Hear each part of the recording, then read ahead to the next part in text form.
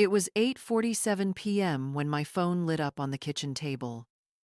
I had just set down a plate of cookies to cool, the sweet smell of chocolate still hanging in the air.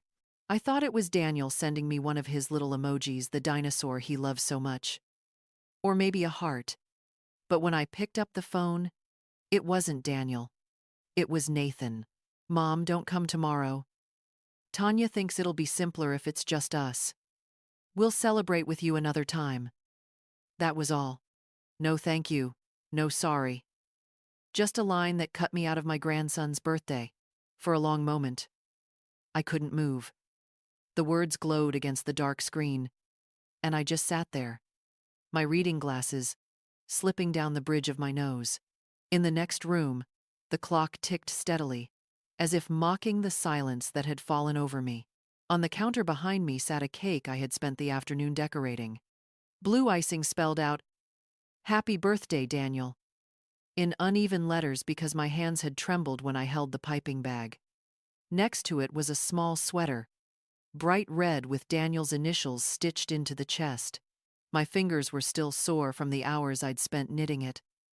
Loop after loop, whispering his name under my breath, as if each stitch could hold my love in place.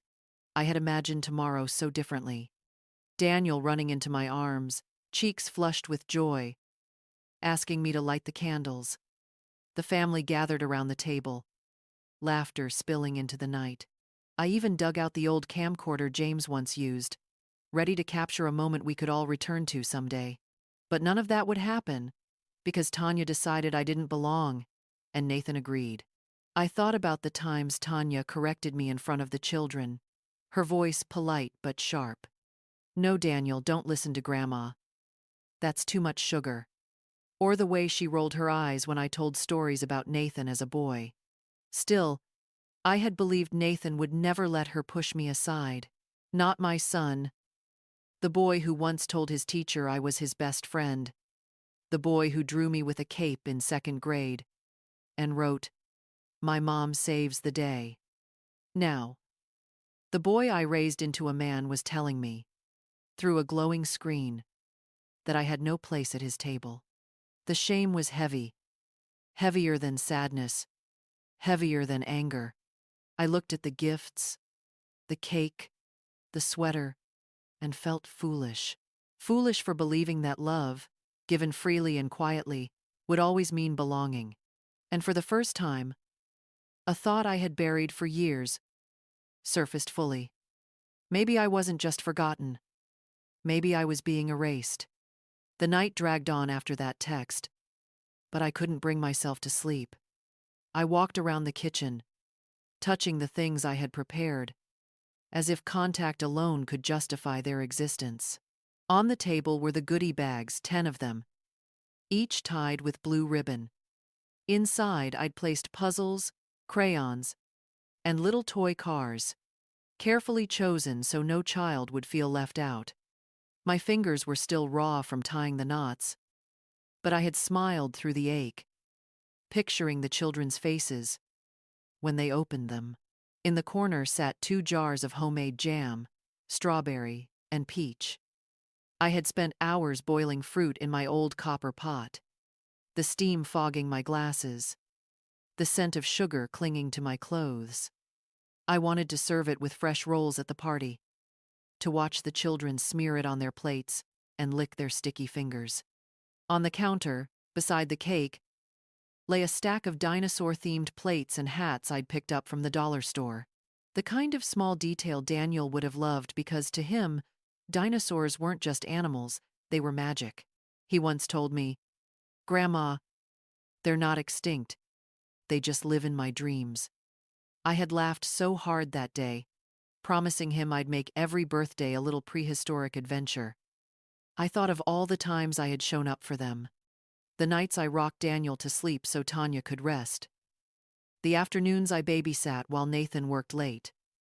The weekends I gave up my own plans just to be available. Each time, I told myself it mattered.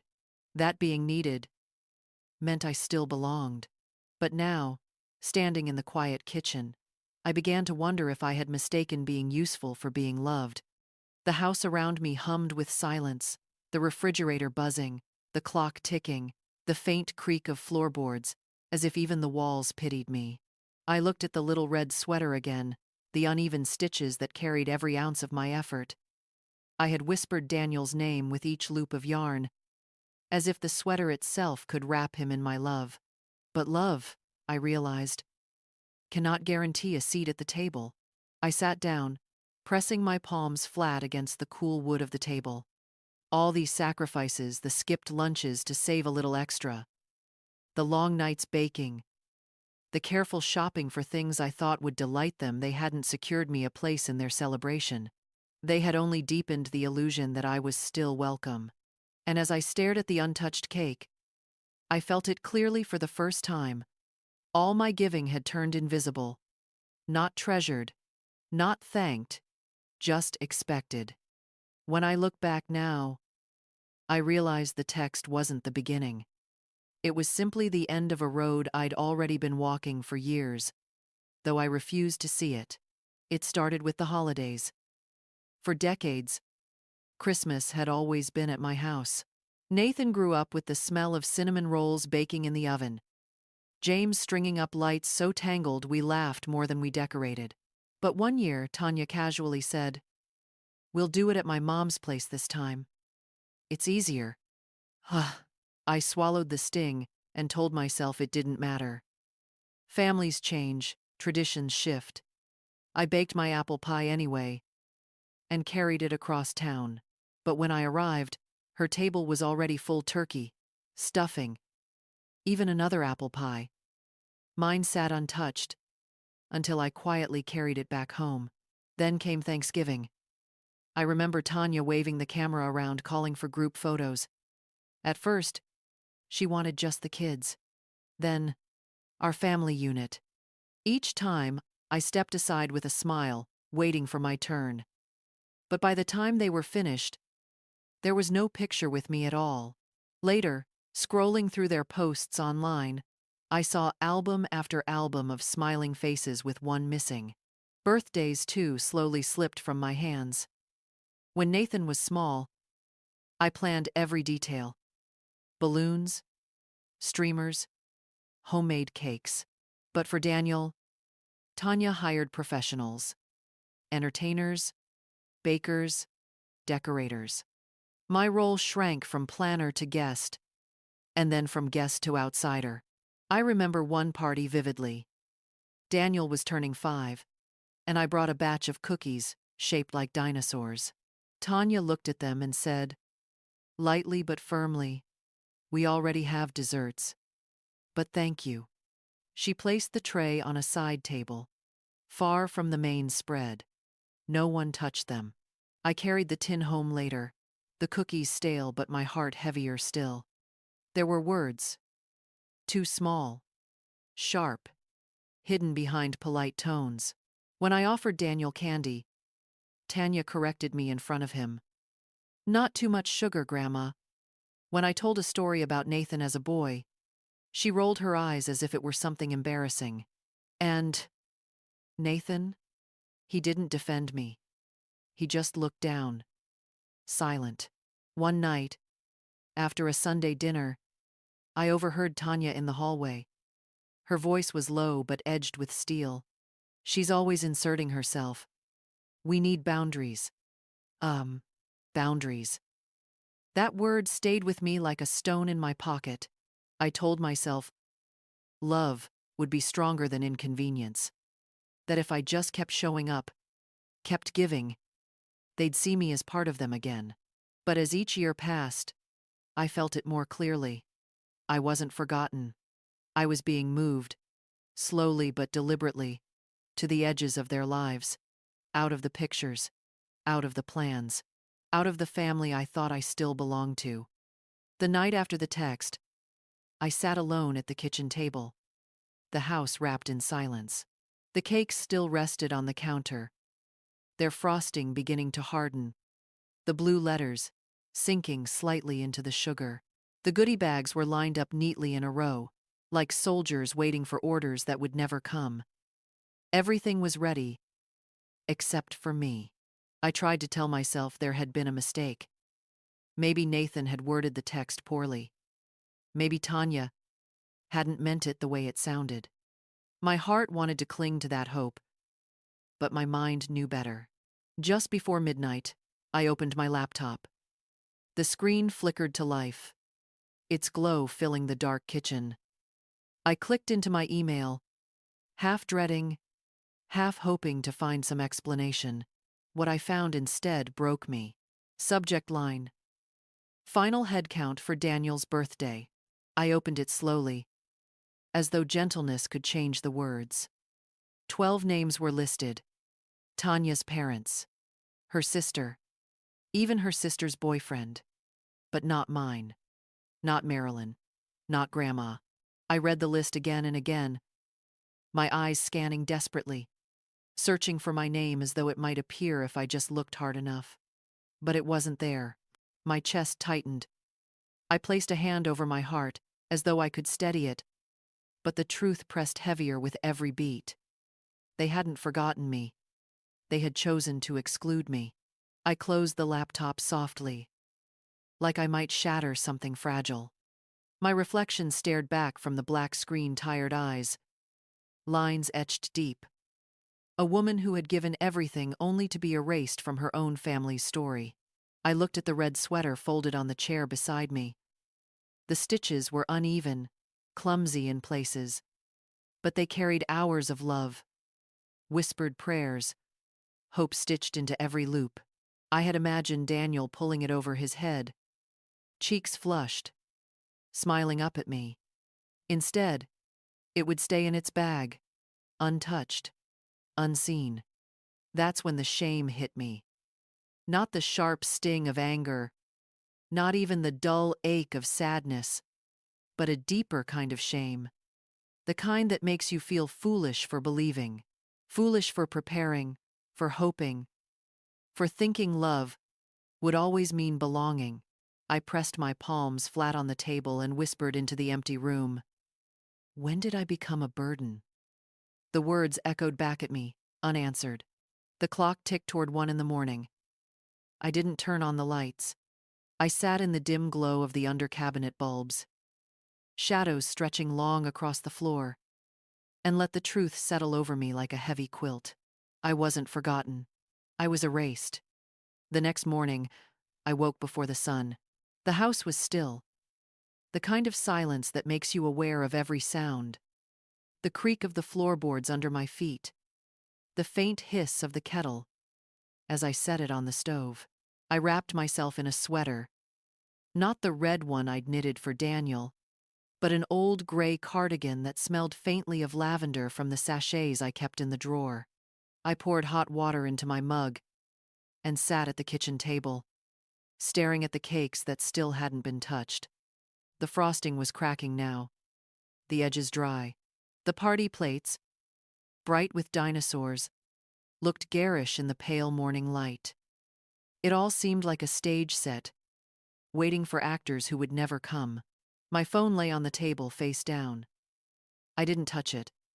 I didn't want to see another message, another reminder that I had been cut out. Instead, I reached for my laptop. Its hum filled the silence as the screen blinked awake. I clicked into the folder marked Family Expenses. Spreadsheets opened in neat rows and columns, years of careful saving, notes scribbled in the margins. Every dollar stretched, every small sacrifice documented. I had always been the one who kept the numbers balanced, the bills paid, the celebrations possible. And then it struck me. They had grown so used to my giving that they no longer saw it. To them, my sacrifices weren't gifts. They were obligations. Expected. Invisible. The thought didn't make me cry. Not this time. Instead, I felt something steadier, a quiet clarity that settled in my chest like stone. I scrolled through the records of birthdays past. Hundreds of dollars for cakes, decorations, gifts, amusement park tickets. Each line was proof of love I had poured in silently, thinking it bound us together. But as I stared at those numbers, I realized they hadn't built a bridge between us. They had built a pedestal for others to stand on while I was pushed aside. My hand hovered over the trackpad, ready to close the file. Instead, I opened a blank document. The cursor blinked, waiting. Slowly, I began typing a list of names, not of those who had excluded me, but of women I knew who carried the same quiet wounds. Carol, Louise, Beverly, Frances. Women who, like me, had given and been forgotten. For the first time, the act of writing didn't feel like desperation. It felt like direction. I closed the laptop and wrapped my hands around the cooling mug of tea. The decision wasn't loud or dramatic. It came softly, like a door clicking shut. I would not beg. I would not plead for scraps of belonging. I would not hand over the best parts of myself to people who had already decided I was disposable. Number. I would turn my love elsewhere to those who saw it, who valued it, who needed it as much as I did. And as the sun finally broke across the horizon, painting the kitchen walls with pale gold, I whispered to myself, never again. The morning of Daniel's birthday, I sat at the kitchen table with my cup of tea cooling beside me. The cakes were gone. I had sliced them into neat squares and left them at the church pantry the day before. Better strangers enjoy them than let them rot in silence on my counter. The gift bags, the paper hats, the jam jars all tucked away, hidden from sight. I told myself I wouldn't touch the phone. Yet when the screen lit up, I couldn't help but glance. Mom, we're having an issue with the payment. Can you check the account real quick? Nathan's first text sounded casual, almost confident, as though this was just a small glitch. I didn't reply. 10 minutes later, another buzz. Still not going through. Kids are waiting. Staff says the card keeps declining. Please confirm. I set the phone face down. The hum of the refrigerator filled the silence, steady and indifferent. By mid-morning, the calls began. One after another, the phone vibrated across the table, each ring a little sharper, a little more frantic. I let them pile up, the way they had once let my presence go unnoticed. Finally, a voicemail, Nathan's voice, clipped and hurried. Mom, I don't know what's happening, but Tanya's furious. Her parents are looking at me like it's my fault and Daniel's crying. Just fix it. Please. I closed my eyes and pictured it.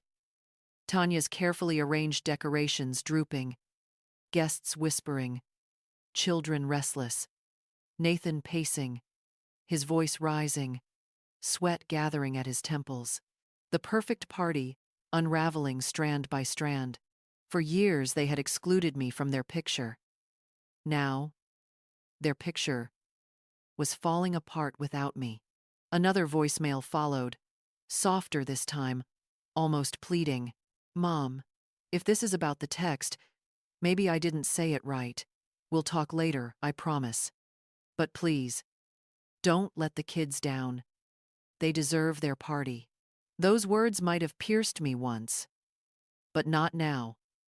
Because I understood this wasn't about the children, it was about control, about entitlement. They hadn't wanted me at the table, but they still wanted me to pay for the meal. I turned off the phone, slid it into the drawer, and stepped outside. The air was crisp, scented faintly with cut grass. A neighbor waved from across the street, and I lifted a hand in return, my face calm. Behind me, the phone kept buzzing, until at last it fell silent. And for the first time in a long time, I felt lighter. Their collapse was not my burden to carry. That night, after the phone had finally stopped buzzing, I sat by the window, with the lights turned low. Outside, the street was quiet, a single lamppost casting its soft glow on the empty sidewalk. I wrapped myself in a blanket and opened the old photo album I hadn't touched in months.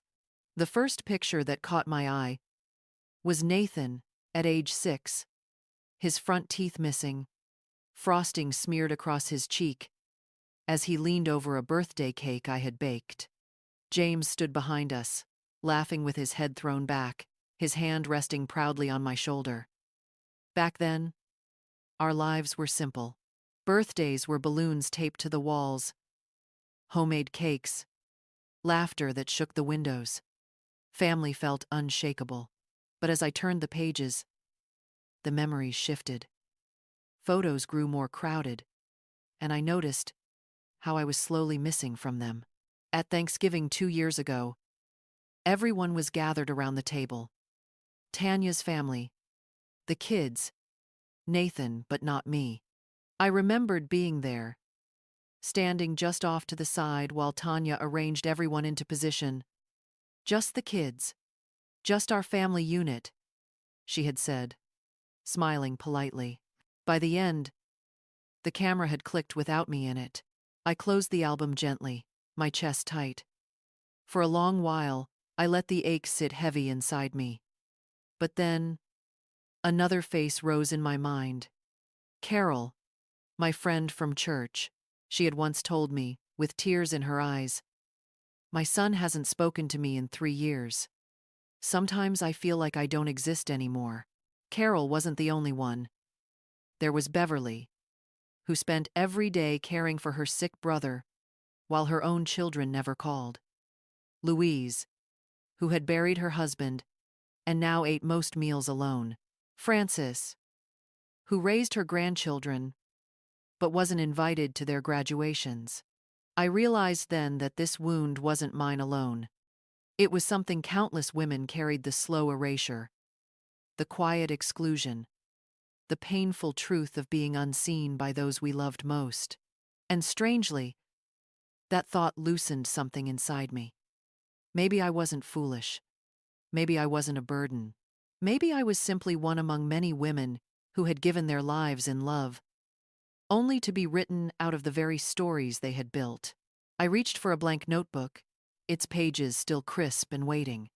At the top, I wrote 3 words: those who matter. Beneath it, I began to list names: not Nathan or Tanya, but women like Carol and Beverly and Frances.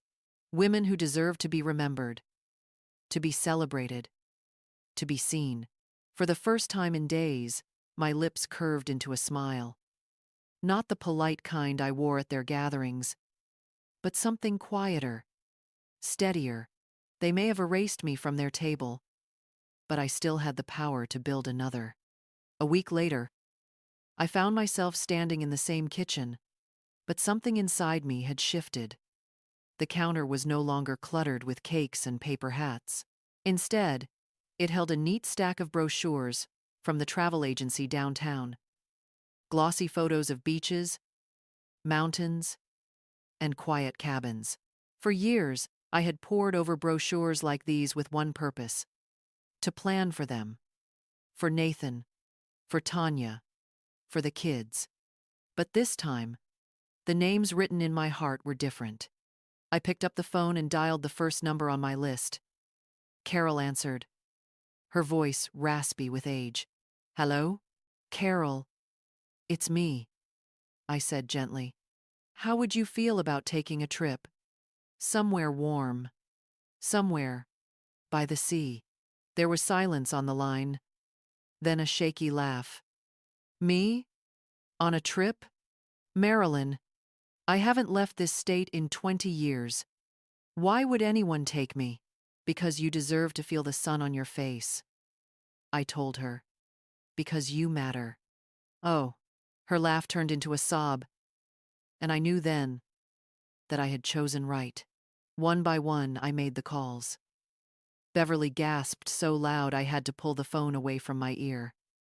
Louise cried so hard she couldn't finish her sentence. Frances whispered, "No one has ever invited me anywhere." Each reaction stitched something back together inside me, piece by piece. The shame that had once weighed me down was replaced with something stronger purpose. 2 months later, 6 of us arrived at a villa perched above the ocean. The salt air rushed to greet us as we stepped out, the palm trees swaying like dancers in the breeze.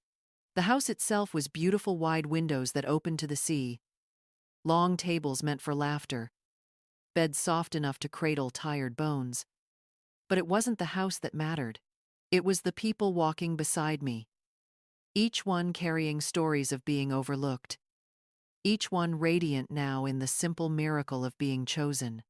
That first evening, I set a framed photo of James at the center of the dining table. He had always dreamed of seeing me surrounded by joy, and now I felt him here in the crash of the waves outside, in the warmth of the setting sun. Beverly reached out and touched the frame. "He would have loved this," she said softly. We sat down together, plates filled, glasses raised. Carol told a story that made us all laugh until our sides ached. Louise stood on the balcony, tears streaming down her cheeks as she watched the sun slip into the ocean. Frances hummed an old hymn under her breath, the sound blending with the rhythm of the tide. For once, I didn't feel like a guest waiting for permission.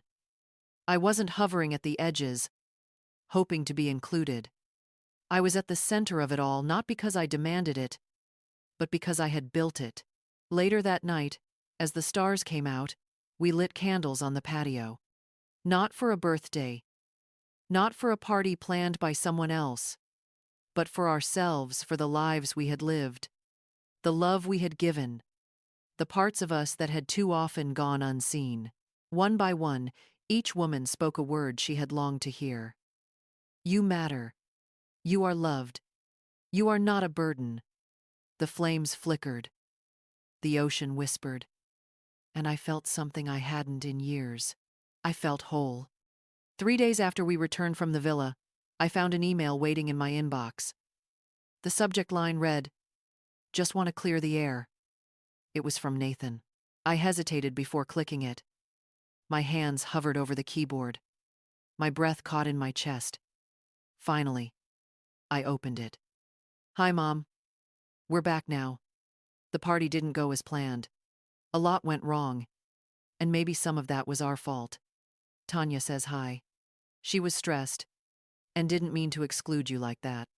Maybe we could have handled things better.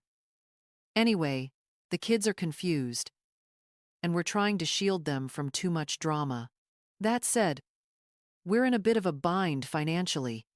We had to rebook some things, and it's piling up. Could you maybe return part of the deposit we gave for the venue? Just until we get back on our feet." "Thanks, Nathan." I read it once, then again, then a third time. Each time, my eyes landed on the same line. Could you maybe return part of the deposit? Not an apology. Not an admission of how deeply they had hurt me. Just another request for money. I leaned back in my chair and let the silence fill the room. Outside, a bird darted past the window, brushing against the wind chime James had bought on our 35th anniversary. Its soft notes rang out, light and clear, like memory itself. They wanted funds. I wanted respect. And I finally understood. Those two things would never be the same. I didn't reply. I closed the laptop and slid it to the side. Because explanations wouldn't matter. If someone can't see why betrayal isn't refundable, then they never deserved an explanation in the first place. Instead, I went to the kitchen and poured myself a glass of iced tea. The liquid was cool against my throat, and for the first time in a long time, it tasted like peace. That evening, I pulled out the framed photo of James and set it on the patio table. The sun was sinking, the sky painted in soft pinks and oranges, the air warm with summer. I lit the lavender candle I had once planned for a different celebration. This time, it wasn't for a family that didn't want me. It was for the family I had chosen, the women who had laughed and cried with me by the ocean, who had reminded me that love isn't measured by obligation, but by presence. I whispered into the dusk, "We did it, James. We found joy again." And I felt lighter. Not because Nathan had written, not because Tanya might one day soften, but because I had finally stopped waiting. I wasn't waiting for an apology. I wasn't waiting for inclusion. I wasn't waiting to be seen by people who had already decided to look past me. Instead, I was choosing something new: clarity. They had tried to erase me, but in the process, I had written myself back, in stronger, freer, and surrounded by those who understood. If you're listening to this and you've ever felt invisible, if you've ever given everything only to be left outside the door, hear me. You are not alone. Your story matters. Your presence matters. And sometimes the most powerful answer isn't a shouted demand, it's silence, firm and unshaken. Because silence can be strength, and strength can be freedom. This is what family looks like now. Not the ones who excluded me, but the ones who stood with me in laughter and candlelight. The ones who reminded me that being seen isn't a gift to beg for, it's a right to claim. And if you've ever felt forgotten, know this: being forgotten is not the end of your story. It might just be the beginning of a better one.